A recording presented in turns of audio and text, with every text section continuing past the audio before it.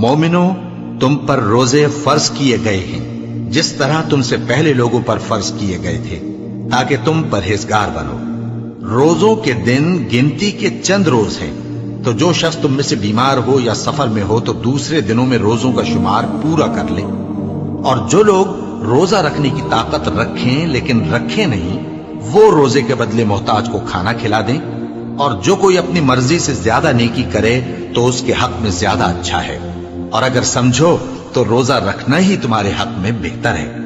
روزوں کا مہینہ رمضان کا مہینہ ہے، جس میں قرآن اول نازل ہوا، جو لوگوں کا رہنما ہے اور جس میں ہدایت کی کھلی نشانیاں ہیں اور جو حق و باطل کو الگ الگ کرنے والا ہے۔ تو جو کوئی تم میں سے اس مہینے میں موجود ہو چاہیے کہ پورے مہینے کے روزے رکھے، اور جو بیمار ہو یا سفر میں ہو تو دوسرے دنوں میں روزے رکھ کر ان کا شمار پورا کر لے۔ اللہ تمہارے حق میں آسانی چاہتا ہے اور سختی نہیں چاہتا، اور یہ آسانی کا حکم اس لیے دیا گیا ہے کہ تم روزوں کا شمار پورا کر لو، اور اس احسان کے بدلے کہ اللہ نے تم کو ہدایت بخشی ہے تم اس کو بزرگی سے یاد کرو اور اس کا شکر کرو۔ اور اے پیغمبر، جب تم سے میرے بندے میرے بارے میں دریافت کریں تو انہیں معلوم ہو کہ میں تو تمہارے پاس ہی ہوں۔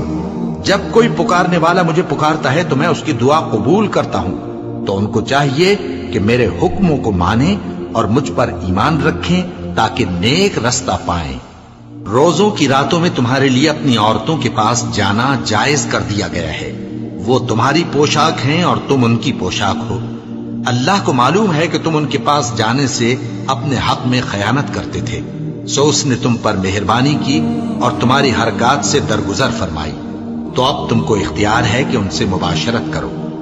اور اللہ نے جو چیز تمہارے لیے لکھ رکھی ہے یعنی اولاد، اس کو اللہ سے طلب کرو اور کھاؤ اور پیو، یہاں تک کہ صبح کی سفید دھاری رات کی سیاہ دھاری سے الگ نظر آنے لگے۔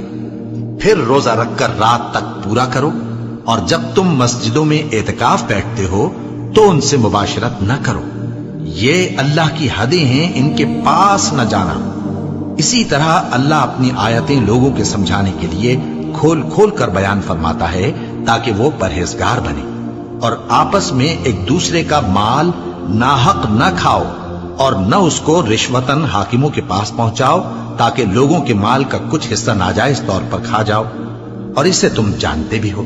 اے پیغمبر، لوگ تم سے نئے چاند کے بارے میں دریافت کرتے ہیں کہ گھٹتا بڑھتا کیوں ہے۔ کہہ دو کہ وہ لوگوں کے کاموں کی میعادیں اور حج کے وقت معلوم ہونے کا ذریعہ ہے، اور نیکی اس بات میں نہیں کہ احرام کی حالت میں گھروں میں ان کے پچھواڑے کی طرف سے آؤ، بلکہ نیکوکار وہ ہے جو پرہیزگار ہو، اور گھروں میں ان کے دروازوں سے آیا کرو، اور اللہ سے ڈرتے رہو تاکہ کامیاب ہو جاؤ۔ اور جو لوگ تم سے لڑتے ہیں تم بھی اللہ کی راہ میں ان سے لڑو، مگر زیادتی نہ کرنا کہ اللہ زیادتی کرنے والوں کو دوست نہیں رکھتا۔ اور ان کو جہاں پاؤ قتل کر دو، اور جہاں سے انہوں نے تم کو نکالا ہے یعنی مکے سے، وہاں سے تم بھی ان کو نکال دو۔ اور دین سے گمراہ کرنے کا فساد قتل و خونریزی سے کہیں بڑھ کر ہے۔ اور جب تک وہ تم سے مسجد حرام یعنی خانہ کعبہ کے پاس نہ لڑیں تم بھی وہاں ان سے نہ لڑنا۔ ہاں، اگر وہ تم سے لڑیں تو تم ان کو قتل کر ڈالو، کافروں کی یہی سزا ہے۔ پھر اگر وہ باز آ جائیں تو اللہ بخشنے والا ہے، رحم کرنے والا ہے۔